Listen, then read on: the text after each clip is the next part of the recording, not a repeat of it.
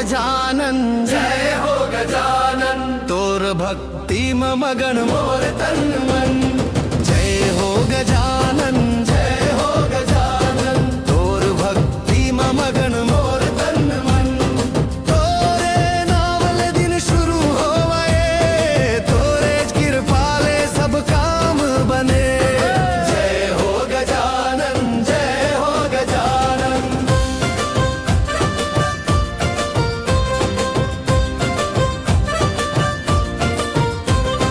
माटी के मूरत माते हाँ समाए, हमर जिंदगी माँ खुशी बन के आए। दूब जो सवंती के फूल चढ़ावो, मोदक के भोग लगा के तोला मनावो। तोर दर्श पाके मन हर सागे, लागे जैसे के मिल गे जे त्रिभुवन। जय हो गजानन जय हो गजानन, तोर भक्ति में मगन मोर तन मन।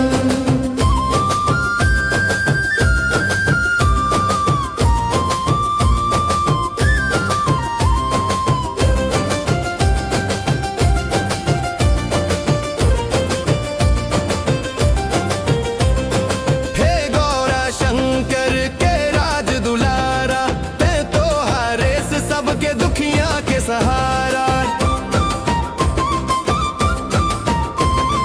बुद्धि के दाता ते विघ्न के हरिया, हमर नैया के ते हंस खेवैया। हाथ जोड़ के हम अर्जी लगावा, रखना हमर सिर में कृपा के आंचल। जय हो गजानन जय हो गजानन, तोर भक्ति में मगन मोर तन मन। जय हो गजानन जय हो गजानन।